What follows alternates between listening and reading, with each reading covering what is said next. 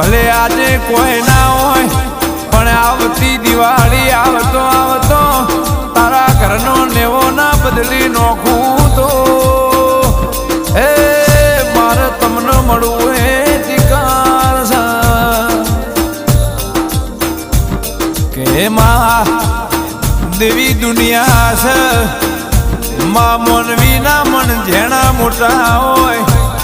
આ આરસ કોણ નો લે પણ નો મંડ મંદિર નેનો મોટો